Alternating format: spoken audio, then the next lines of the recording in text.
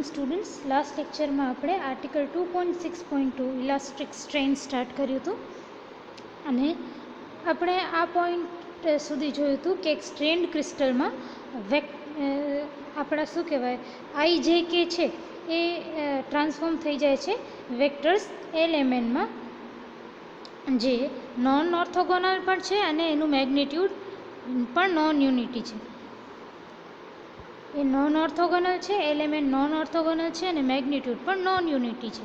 જ્યારે crystal normal હતું, એકદમ અનસ્ટ્રેન્ડ હતું, ત્યારે આપણા પાસે ઓર્થોગોનલ વેક્ટર્સ આઈ જે કે હતા, જે યુનિટ વેક્ટર્સ હતા, એટલે મેગ્નિટ્યુડ યુનિટી હતી. હવે જ્યારે આપણે ક્રિસ્ટલને સ્ટ્રેન કર્યો કોના દ્વારા? તો એક નાનકડો ફોર્સ, ડિફોર્મિંગ ફોર્સ લગાવ્યો, એના કારણે તમારા ક્રિસ્ટલમાં સ્ટ્રેન આવ્યું. એ સ્ટ્રેન થવા પછી તમારા જે આઈ જે કે ઉપર તમે જોયા ને, એ એલિમેન્ટ એ વેક્ટર એલિમેન્ટ બની ગયા છે. અને આ જે વેક્ટર એલિમેન્ટ છે એ ઓર્થોગોનલ પણ નથી, દે આર નોન ઓર્થોગોનલ. એનું મેગ્નિટ્યુડ પણ યુનિટી નથી, મેગ્નિટ્યુડ ઇઝ નોન યુનિટી. અને પછી તમને આ LMNની વેલ્યુ તમને આ ઇક્વેશનમાં આપી હતી મેં. પછી મેં કરાવ્યું હતું કે તમારા જે આ કોએફિશિયન્ટ્સ છે, સ્ટ્રેનના કોએફિશિયન્ટ્સ આવાળા, એ ડાયમેન્શનલેસ છે. પછી તમને આ વસ્તુ તો ટેક્સ્ટબુકમાં એમ આપેલી જ છે, સમજી લો કે એલિમેન્ટ જે છે એ નોન ઓર્થોગોનલ છે અને યુનિટી પણ, મતલબ નોન ઓર્થોગોનલ પણ છે ને યુનિટી એનું મેગ્નિટ્યુડ નથી, એટલે નોન યુનિટી છે. તો મેં તમને કીધું હતું કે હું આ નોન ઓર્થોગોનલ ને મેગ્નિટ્યુડ નોન યુનિટી એલિમેન્ટની પ્રૂવ કરીશ. અને મેં આટલું પ્રૂવ કરાવ્યું હતું કે એલિમેન્ટ જે છે એની મેગ્નિટ્યુડ યુનિટી નથી હોતી, નોન યુનિટી હોય છે. આટલું આપણે પ્રૂવ કર્યું હતું, બરાબર. હવે બીજું શું પ્રૂવ કરવાનું છે કે એલિમેન્ટ જે છે એ નોન ઓર્થોગોનલ છે, એલિમેન્ટ જે છે એ ઓર્થોગોનલ પણ નથી. હવે મેં તમને શીખવાડ્યું હતું કે કોઈ પણ વેક્ટર બે વેક્ટર્સ ઓર્થોગોનલ હોય, એ અગર શોધવું ઓર્થોગોનલ છે કે નથી, એના માટે શું કરવું? એ બેનો ડોટ પ્રોડક્ટ શોધવું. અગર એ બેનો ડોટ પ્રોડક્ટ 0 આવે, 0, તો એ બંને વેક્ટર્સ ઓર્થોગોનલ કહેવાય. અગર એ ડોટ બી 0 ન આવે તો નોન ઓર્થોગોનલ કહેવાય.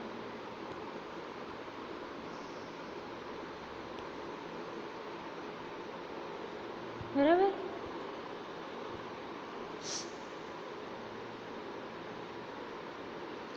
તો હવે હું શું કરીશ કે હવે વેક્ટર્સ કયા છે મારી પાસે? LMN. તો હું L ડોટ M લઈશ અને જોઈશ કે એ બંને ઓર્થોગોનલ છે કે નહીં. હું L ડોટ N લઈશ ને જોઈશ કે ઓર્થોગોનલ છે કે નહીં બંને. અને M ડોટ N લઈશ ને જોઈશ કે ઓર્થોગોનલ છે કે નહીં બંને. બરાબર.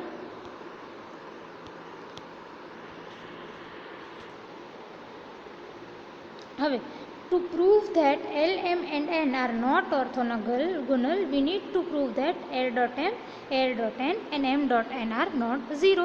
તો ઉપર મેં તમને સમજાવ્યું કે અગર કોઈ પણ બે વેક્ટર 0 હોય તો એ ઓર્થોગોનલ છે, અને અગર બે વેક્ટરનો ડોટ પ્રોડક્ટ 0 ન હોય તો એ ઓર્થોગોનલ નથી. તો અગર આ ત્રણેયનો ડોટ પ્રોડક્ટ 0 ન હોય, they are not 0, તો એ ઓર્થોગોનલ નથી, એ પ્રૂવ થઈ જાય. બરાબર. સૌથી પહેલાં હું L ડોટ M લઈશ. તો આ તે છે તમારું L ને આ છે તમારું M. આ બેને તમે ડોટ પ્રોડક્ટ લો તો કેવું આવશે? અહીંયા મેં લખ્યું છે L dot M is equal two 1 plus epsilon xx into epsilon xy plus epsilon xy into 1 plus epsilon yy plus epsilon xz into epsilon yz. અને મેં આ આખી ઇક્વેશનને મેં સિમ્પ્લિફાય કર્યું, આ બ્રેકેટ ખોલીને ને આ બ્રેકેટ ખોલીને. તો કેવું થઈ ગયું? Epsilon yx plus epsilon xx epsilon yx plus epsilon xy plus epsilon xy epsilon yy plus epsilon xz epsilon yz. All right.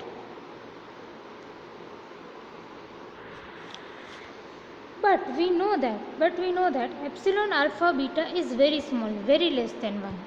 અહીંયા જો આપણે જ્યારે આ ડિફાઇન કર્યા હતા આ બધા એપ્સિલોન્સ, ત્યારે મેં શું કીધું હતું કે these are dimensionless and very small. 1 થી તો બહુ જ નાના હોય, બરાબર. So epsilon is very very less than 1. આ એપ્સિલોન બધા જે છે, એપ્સિલોન આલ્ફા બીટા જેને કહું છું, એ બહુ લેસ દેન 1 છે, બરાબર. તો એપ્સિલોન સ્ક્વેર જે છે એ ઓર નાનો હશે. એપ્સિલોનનો સ્ક્વેર એને 2 વખત. એપ્સિલોન જે છે એ 1 થી ઘણો નાનો છે, તો એપ્સિલોન ઇન્ટુ એપ્સિલોન એ બહુ નાનો હશે. ધારો કે તમારું કંઈક 0.01 તમારો એપ્સિલોન છે, જે 1 થી ઓછો છે. તો એપ્સિલોન ઇન્ટુ એપ્સિલોન એટલે કે 0.01 ઇન્ટુ 0.01 કેટલું થઈ જશે? 0.001. એટલે કે ઓર વધારે નાનું થશે, બરાબર. ઓર વધારે નાનું થશે 1 કરતાં, વિચ મીન્સ કે એપ્સિલોન ઇન્ટુ એપ્સિલોન એ બહુ જ નાના હશે. એપ્સિલોન આલ્ફા બીટા અગર નાનું છે તો એપ્સિલોન ઇન્ટુ એપ્સિલોન તો એનાથી પણ બહુ વધારે નાનું હશે, એટલે આપણે એને નિગ્લેક્ટ કરી શકશું. આ વસ્તુ જ લખી, એ જ વસ્તુ મેં ઇંગ્લિશમાં લખી છે. that but we know that epsilon alpha beta is very small, very less than 1. then epsilon into epsilon will also be very very small and hence can be neglected. તો હવે આ ઇક્વેશનમાં જુઓ, અહીંયા પણ એપ્સિલોન ઇન્ટુ એપ્સિલોન છે, અહીંયા પણ epsilon into epsilon છે, અને અહીંયા પણ એપ્સિલોન ઇન્ટુ એપ્સિલોન છે. તો આ ત્રણેયને હું નિગ્લેક્ટ કરું છું. બહુ નાની વેલ્યુ છે એટલે હું સમેશનમાંથી નિગ્લેક્ટ કરું છું. તો એલ ડોટ એમ કેવો થઈ જશે? Epsilon y x plus epsilon x y, બરાબર. એલ ડોટ એમ શું થઈ ગયું? Nearly equal to epsilon y x plus epsilon x y. હવે એપ્સિલોન વાય એક્સ અને એપ્સિલોન એક્સ વાય બંને ઇક્વલ નથી. બંને એવું નથી કે ઇક્વલ એન્ડ ઓપોઝિટ છે ને એકબીજાને કેન્સલ કરે છે, એવું નથી. જો આ બેમાંથી કોઈ ટર્મ 0 નથી થતી, which means L dot M is not equal to 0. L dot M is not equal to 0. Alright. હવે આપણે L dot M is not equal to 0 prove કર્યું, એટલે એલ અને એમ ઓર્થોગોનલ નથી, નોટ ઓર્થોગોનલ, બરાબર. એટલે એલ અને એમ એકબીજાથી ઓર્થોગોનલ નથી, એટલે એલ અને એમ એકબીજાથી પરપેન્ડિક્યુલર પણ નથી. પરપેન્ડિક્યુલર એટલે ઓર્થોગોનલ, બરાબર. હવે આપણે એ જ રીતે એમ ડોટ એન જોઈએ. તો આ વેક્ટર છે અને આ ઇક્વેશન છે, એમ અને એન. આ બેનું ડોટ પ્રોડક્ટ લ્યો તો કેવું થશે? this term into this term plus this term into this term plus this term into this term.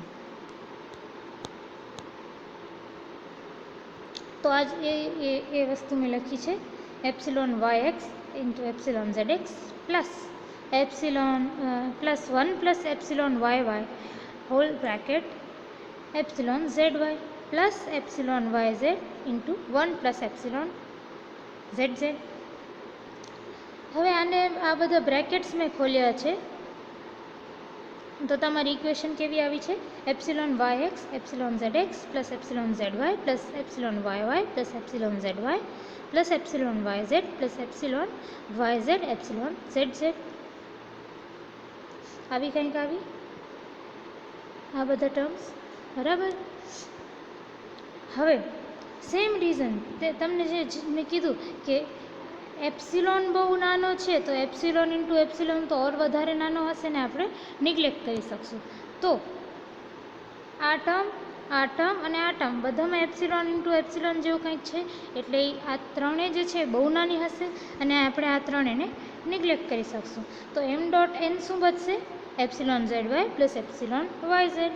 એટલે M dot N is equal to epsilon Z Y plus epsilon Y Z. ને હવે જુઓ આ epsilon Y Z કે epsilon Z Y cancel નથી થતી, એકબીજાને zero નથી કરતી, તો એમ ડોટ એન પણ ઝીરો નહીં હોય. બરાબર.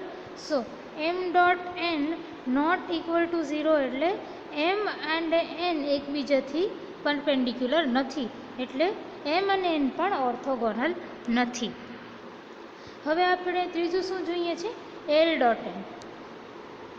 એલ ડોટ એન એટલે આ વેક્ટર ને આ વેક્ટરનો ડોટ પ્રોડક્ટ. તો કેવી રીતે મળે?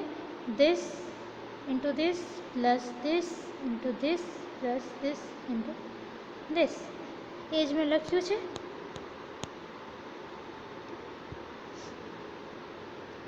L dot n is equal to 1 plus epsilon xx epsilon zx plus epsilon xy epsilon zy plus epsilon zx into 1 plus epsilon zz. હવે આ બધા બ્રેકેટ્સ મેં ખોલ્યા છે, તો તમારી આવી કંઈક ઇક્વેશન આવે છે, આવી કંઈક epsilon zx plus epsilon xx epsilon zx plus epsilon xy epsilon zy plus epsilon xz plus epsilon zx epsilon zz. હવે સેમ કે અગર એપ્સિલોન અગર બહુ નાનો હોય, એપ્સિલોન નાનો હોય તો એપ્સિલોન ઇન્ટુ એપ્સિલોન તો ઓર વધારે નાનો હશે અને આપણે એને નિગ્લેક્ટ કરી શકશું. ઓલરાઈટ. તો અહીંયા ધ્યાન આપો, આ ટર્મમાં એપ્સિલોન ઇન્ટુ એપ્સિલોન જેવી છે, આ ટર્મ એપ્સિલોન ઇન્ટુ એપ્સિલોન જેવી છે અને આ ટર્મ પણ એપ્સિલોન ઇન્ટુ એપ્સિલોન જેવી છે. તો આ ત્રણેય ટર્મને હું નિગ્લેક્ટ કરી શકીશ. તો એલ ડોટ એન શું બચશે? Epsilon zx plus epsilon xz. તો એ જ વસ્તુ મેં અહીંયા લખી છે. L dot N is nearly equal to epsilon zx plus epsilon xz. હવે જો આ ટર્મ જે છે એ કેન્સલ કોઈ એંગલથી ઝીરો નથી થતી, વિચ મીન્સ કે એલ ડોટ એન પણ ઝીરો નથી થતો, એટલે કે L dot N is not equal to zero.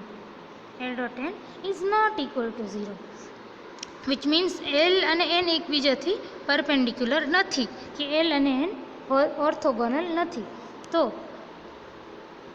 L M અને એન એ ત્રણેય એકબીજાથી પરપેન્ડિક્યુલર નથી કે ઓર્થોગોનલ નથી. આ વસ્તુ મેં પ્રૂફ કરી.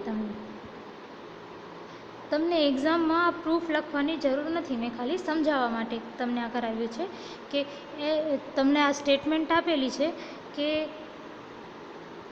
એલેમેન જે છે એ ઓર્થોગોનલ નથી અને એનું મેગ્નિટ્યુડ યુનિટી પણ નથી. બરાબર. આ તમને આપેલી છે સ્ટેટમેન્ટ, પણ આ વસ્તુ પ્રૂવ કરવા માટે, સમજાવવા માટે કઈ રીતે હું કહું છું, કઈ રીતે ટેક્સ્ટબુકમાં એ લોકોએ કહી દીધું કે એલેમેન જે છે એનું મેગ્નિટ્યુડ પણ યુનિટી નથી અને એલેમેન જે છે ઓર્થોગોનલ વેક્ટર્સ પણ નથી. એ પ્રૂવ કરવા મેં આ પોઈન્ટથી આ પોઈન્ટ સુધી થોડાક એક્સ્ટ્રા સ્ટેપ્સ કરાવ્યા છે. બરાબર. તમે ટેક્સ્ટબુકમાં જે પ્રમાણે હોય એ પ્રમાણે લખી શકો છો. The strain components E alpha beta are defined as. હવે એપ્સિલોન જે છે એનો યુઝ કરીને આપણે strain components E alpha beta define કર્યા છે. એપ્સિલોન આલ્ફા બીટા હતું એને વાપરીને મેં strain components E alpha beta define કર્યું છે. E આલ્ફા બીટા જેવી રીતે સ્ટ્રેસ કોમ્પોનેન્ટ્સ હતા આપણા સિગ્મા, એ જ રીતે strain components E alpha beta. અને આપણે ડિફાઇન કેવી રીતે કર્યા છે? E xx is equal to epsilon xx, E yy is equal to epsilon yy and E zz is equal to epsilon zz. Alright. અને પછી E xy is equal to L dot M. L dot M શું છે?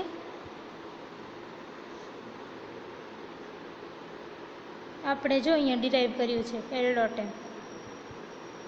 આવ્યું. Epsilon y x plus epsilon x Y.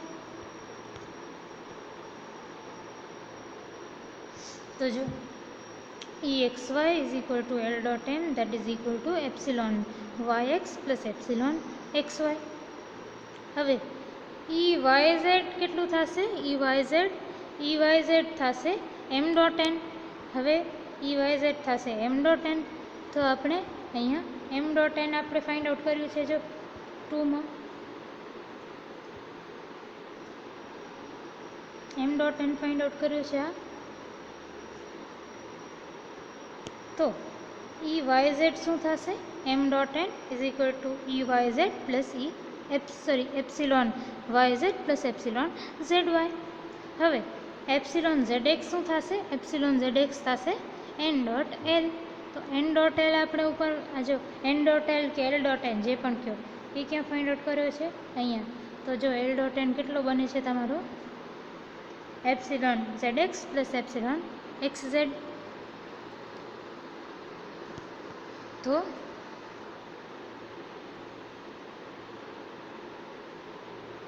EZX મેં આ રીતે define કર્યું છે, epsilon XZ plus epsilon ZX. હવે આ ધ્યાનમાં રાખજો કે આને સ્ટ્રેન કોમ્પોનન્ટ્સ આપણે E આલ્ફા બીટા છે ને આપણે ડિફાઇન કઈ રીતે કરીએ તમને ઇક્વેશન 21A અને 21Bમાં આપેલું છે. તમને ડિફાઇન કરવાનું કે ડિફાઇન સ્ટ્રેન કોમ્પોનન્ટ્સ, તો આ લખો, આ રીતે તમને ડિફાઇન કરવાના. If we consider the rotation in which we have no deformation, ધારો કે કોઈક આપણે એક રોટેશન લઈએ છીએ, એવું રોટેશન જેમાં કોઈ તમારું ક્રિસ્ટલ છે એ ડિફોર્મ નથી થતું, એનો ફોર્મ નથી બગડતો, ખાલી તમારું ક્રિસ્ટલ રોટેટ થાય છે. એટલે we consider rotation which have no deformation. એટલે આપણે રોટેશન લઈએ છીએ, આપણે ક્રિસ્ટલ ધારો કે કોઈ ફોર્સ એવો લાગે છે કે એના કારણે ક્રિસ્ટલ રોટેટ તો થાય છે પણ એના કારણે કોઈ જાતનું ડિફોર્મેશન નથી થતું, એના કારણે કોઈ જાતનું ડિફોર્મેશન નથી થતું. હવે ડિફોર્મેશન એટલે ફોર્મ બગડવો, બરાબર. હવે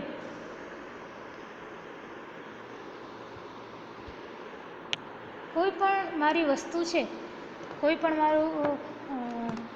છે એને હું એનામાં સ્ટ્રેન અપ્લાય કરવો એટલે શું? કંઈક ખેંચાણ, કંઈક સ્ટ્રેન એટલે કંઈક ફોર્સ આવે, એવું કંઈક ખેંચાણ આવે કે દબાણ આવે, વોટેવર થાય, જેના કારણે તમારો ક્રિસ્ટલનો ફોર્મ બગડી જાય, બરાબર. તો અગર એવું છે કે કોઈ ડિફોર્મેશન નથી થતું, રોટેશન તો થાય છે ક્રિસ્ટલ રોટેટ કરે છે પણ કોઈ જાતનું ડિફોર્મેશન નથી થતું, એટલે એનો ફોર્મ નથી બગડતો. ત્યારે શું હોય છે? જ્યારે ક્રિસ્ટલ પોતાનો ફોર્મ નથી બદલતો, નો ડિફોર્મેશન, ત્યારે એપ્સિલોન XY અને એપ્સિલોન YX સરખા હોય, એપ્સિલોન YZ અને એપ્સિલોન ZY સરખા હોય, અને એપ્સિલોન ZX અને એપ્સિલોન XZ. અહીંયા એપ્સિલોન XZ લખજો, બરાબર. અહીંયા ભૂલ છે, એપ્સિલોન XZ.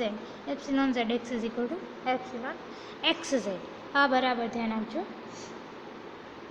તો તમને આ કન્ડિશન આપેલી છે કે આપણે ખાલી રોટેશન કન્સિડર કરી છીએ ને રોટેશન એવી રીતે આપણે ખાલી રોટેશન કન્સિડર કરીએ છીએ અને એ ટાઈમે ક્રિસ્ટલનું કોઈ ડિફોર્મેશન નથી થતું, ફોર્મ ચેન્જ નથી થતું.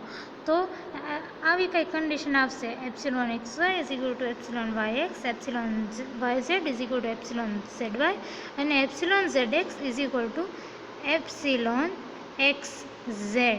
આ રીતે તમારી ઇક્વેશન 22 બને છે. તો હવે આ ઇક્વેશન 22 જે છે એને ઇક્વેશન 21B વાપરીએ, using equation 22 in equation 21B. તો આ જો એપ્સિલોન YX અને એપ્સિલોન XY બંને ઇક્વલ છે, બરાબર. તો EXY કેવું થઈ જશે? EXY થઈ જશે 2 એપ્સિલોન YX.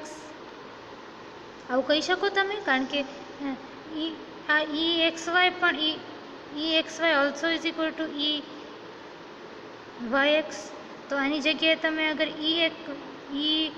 EYX લગાવી દો તો EYX plus EYX is equal two 2EYX થઈ થાય. તો EYX ઇઝ ઇક્વલ ટુ આ 2 ને આ બાજુ લઈ આવો, એપ્સિલોન YX, આ 2 ને તમે આ બાજુ લઈ આવો અહીંયા, તો શું થઈ જાય? Epsilon XY is equal two half EXY. આવું થાય. પછી જો તો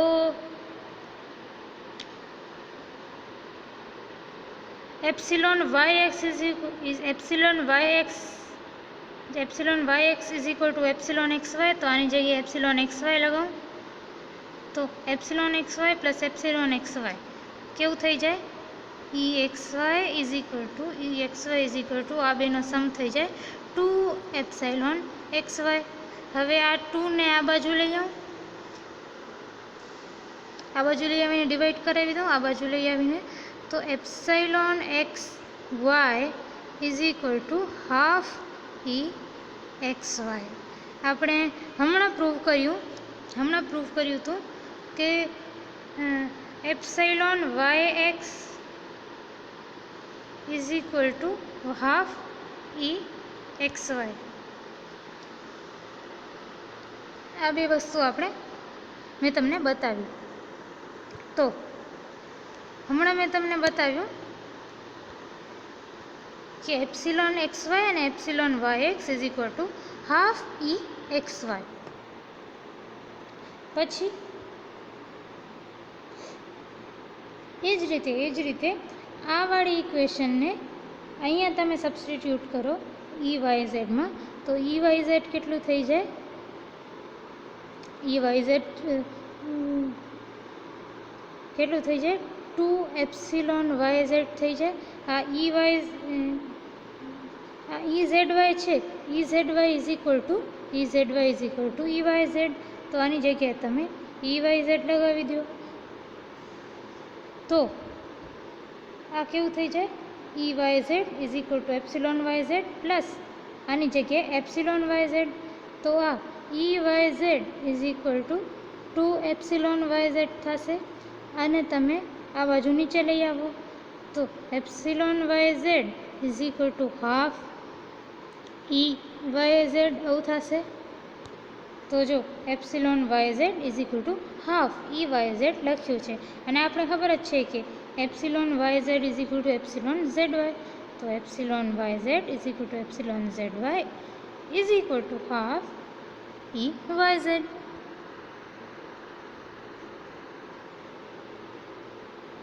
હવે એપ્સિલોન એ જ રીતે એપ્સિલોન આપણે આ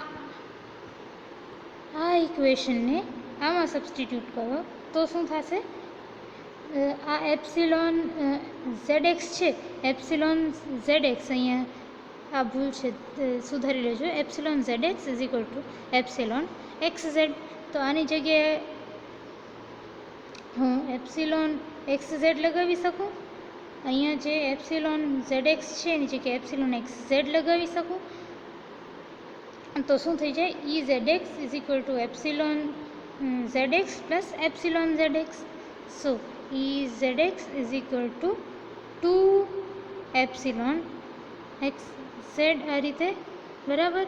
આને તમે આમ બાજુ લઈ આવો નીચે, તો epsilon XZ is equal two half EZX. તો એ જ લખ્યું છે મેં, epsilon XZ is equal two half EZX. અને આપણે ખબર છે કે epsilon ZX is equal to epsilon XZ. તો epsilon ZX is equal XZ is equal to epsilon ZX is equal two half EZX. Now consider an atom at position R in unstrained crystal. આપણે કોઈ પણ atom હોય એની આપણે position કેવી રીતે define કરીએ? Position આપણે આ રીતે ડિફાઇન કરીએ. અગર મારું એટમ, ધારો કે મારું એટમ આ રીતે કોઈ પોઈન્ટ પી ઉપર છે જે એક્સ વાય ઝેડ, જે પોઈન્ટના કોર્ડિનેટ્સ છે એક્સ વાય ઝેડ, તો હું એનું પોઝિશન કેવી રીતે ડિફાઇન કર્યું? એક્સ આઈ પ્લસ વાય જે પ્લસ ઝેડ કે, જેમાં આઈ જે કે શું છે? આઈ જે કે મારા યુનિટ વેક્ટર્સ છે along X direction, along Y direction and along the Z direction. બરાબર. અને હું શું કહું છું કે we consider an atom at position R in unstrained crystal. Unstrained crystal એટલે આપણે આ કેસની વાત કરીએ છીએ. અનસ્ટ્રેન્ડ ક્રિસ્ટલના યુનિટ વેક્ટર્સ કેવા છે? અનસ્ટ્રેન્ડ ક્રિસ્ટલના ઓર્થોગોનલ યુનિટ વેક્ટર્સ છે આઈ જે કે, આવી કંઈક સિસ્ટમ જે આપણે સ્ટડી કરતા હોઈએ છીએ, કાર્ટેશિયન કોઓર્ડિનેટ સિસ્ટમ. તો ત્યારે તમારી પોઝિશન વેક્ટર કેવી હશે? પોઝિશન વેક્ટર આવી રીતે હશે, આર એક્સ આઈ પ્લસ વાય જે plus Z K. Let the position of this atom in strained crystal be. હવે આ સેમ એટમ જે આપણે ઉપર કન્સિડર કર્યો, એ સેમ એટમની પોઝિશન સ્ટ્રેન્ડ ક્રિસ્ટલમાં કેવી હશે? તો ઉપર આપણે કન્સિડર કર્યું છે કે જ્યારે આપણે ક્રિસ્ટલને સ્ટ્રેન કરશું, suppose on straining the crystal, તમારા જે વેક્ટર્સ છે આઈ જે કે એની જગ્યાએ તમારા વેક્ટર્સ એલ એમ એન થઈ જાય. તમારા જો non orthogonal vectors L M N with magnitudes non unity આવા થઈ જશે. સ્ટ્રેન્ડ ક્રિસ્ટલમાં તમારા આઈ જે કેની જગ્યાએ એલ એમ એન આવી જશે. બરાબર. પણ હજી પોઝિશન પી તો જ છે એક્સ વાય ઝેડ. બરાબર. તો અનસ્ટ્રેન્ડ ક્રિસ્ટલ જેમાં આઈ જે કે હતું, એમાં આર પોઝિશન વેક્ટર આર શું હતો? એક્સ આઈ પ્લસ વાય જે પ્લસ ઝેડ કે. હવે પોઝિશન તો તમારો એટમની પોઝિશન તો અહીંયા જ છે, કોર્ડિનેટ્સ તો જ છે એક્સ વાય ઝેડ, પણ એના વેક્ટર્સ એલિમેન્ટ થઈ ગયા છે. આ આઈ જે અને કે એની જગ્યાએ તમારા વેક્ટર્સ શું થઈ ગયા છે? એલિમેન્ટ. તો આની જગ્યાએ હું આ રીતે લખી શકું, એક્સ એલ પ્લસ વાય એમ પ્લસ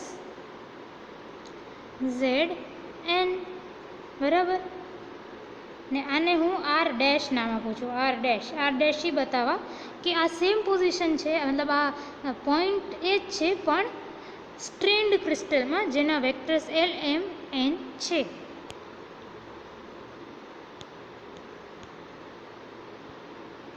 તો જો એ જ વસ્તુ લખી છે, એ સેમ એટમ જેની પોઝિશન, જેના કોર્ડિનેટ્સ એક્સ વાય ઝેડ હતા, પણ એ એટમ મને કેમાં લેવા છે? સ્ટ્રેન્ડ ક્રિસ્ટલમાં. ને સ્ટ્રેન્ડ ક્રિસ્ટલની ડાયરેક્શન કેવી છે? એલ એમ અને એન. બરાબર. હવે આપણે એલ એમ અને એનની વેલ્યુઝ પુટ કરીએ આ ઇક્વેશનથી. ઇક્વેશન 20માં એલિમેન્ટની વેલ્યુઝ આપેલી છે, એ આપણે પુટ કરીએ.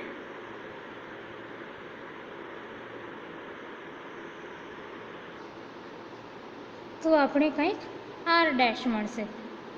આર ડેશ અહીંયા એલની જગ્યાએ 1 plus epsilon x x i cap plus epsilon x y j cap plus epsilon z x k cap plus y into એમની જગ્યાએ વાય બારે અને એમની જગ્યાએ epsilon y x i cap plus 1 plus epsilon y y j cap plus epsilon Y Z k cap plus z into N. તો z બારે રાખીએ અને એન સબસ્ટિટ્યૂટ કરતાં એપ્સિલોન ઝેડ એક્સ આઈ પ્લસ એપ્સિલોન ઝેડ વાય જે plus 1 plus epsilon z z k cap. અને આ ઇક્વેશનને તમે બોક્સને તમે થોડુંક વધારે એક્સપાન્ડ કરો તો આ બોક્સ કેવું થઈ જશે, આમાં એક આને એક્સપાન્ડ કરો, આ આખા ઇક્વેશનને તમે એક્સપાન્ડ કરો અને પછી શું કરો કે આઈ કેપ વાળી વેલ્યુઝ પહેલાં તો કોમન લો, તો એવું કંઈક થઈ જશે. આઈ કેપ વાળી બધી જ વેલ્યુઝ કોમન લો તો શું થઈ જશે, આઈ કેપ બારે આવશે. પછી આઈ કેપ વાળી પહેલી વેલ્યુ કેવી છે, x into 1 plus epsilon x x, આ બ્રેકેટને ઓપન કરશો તો x plus x epsilon x x આવશે. પછી આઈ વાળી બીજી ટર્મ કઈ છે, y into epsilon y x, y into epsilon y x. અને ત્રીજી ટર્મ આઈ વાળી કઈ છે, z into epsilon z x. બરાબર, આ આખી આઈ વાળી ટર્મ થઈ ગઈ, બ્રેકેટ બંધ કરી નાખો. પછી શું કરો કે જે વાળી બધી ટર્મ બારે કાઢો, એક સાથે કરો, આ જે છે આ ટર્મમાં જે છે અને આ ટર્મમાં પણ જે છે, તો જેને એક કોમન બારે કાઢો ને બ્રેકેટમાં શું લખો, બ્રેકેટમાં સૌથી પહેલાં તો x into epsilon x y, x into epsilon x y plus આ બે ટર્મ, આ ટર્મ છે વાય ઇન્ટુ બ્રેકેટમાં 1 પ્લસ એપ્સિલોન વાય વાય, એટલે y plus y epsilon y y. ત્રીજી કઈ ટર્મ છે, આ એપ્સિલોન ઝેડ વાય, અને આ બારે મલ્ટિપ્લિકેશનમાં ઝેડ પણ છે, તો ઝેડ એપ્સિલોન ઝેડ વાય. અહીંયા Z epsilon Z Y.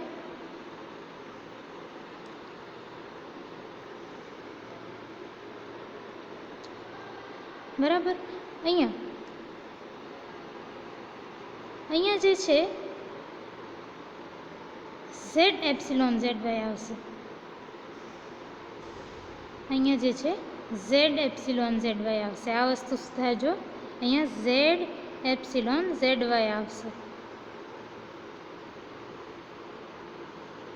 Alright, plus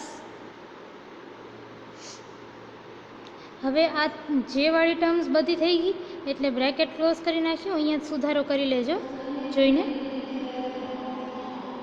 પછી કે વાળી બધી ટર્મ્સને જોઈએ. કે વાળી ટર્મ્સ કઈ છે, આ એક, બીજી આ અને ત્રીજી આ. તો ફર્સ્ટ કઈ છે, કે ને તમે કોમન રાખ્યો અને બ્રેકેટમાં ફર્સ્ટ મેં તમને કઈ કીધું કઈ છે, આ વાળી ટર્મ, તો epsilon z x into x, આ epsilon z x into x. પછી આ વાળી ટર્મ છે epsilon Y z into y, મતલબ y epsilon Y z plus હવે આ ટર્મ બચી, તો ઝેડ ઇન્ટુ બ્રેકેટમાં 1 પ્લસ એપ્સિલોન ઝેડ ઝેડ, તો z plus z epsilon z Z.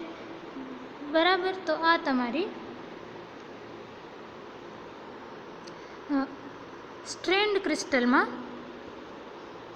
ક્રિસ્ટલમાં તમારું પોઝિશન વેક્ટર આર ડેશ થઈ ગયું. Thank you.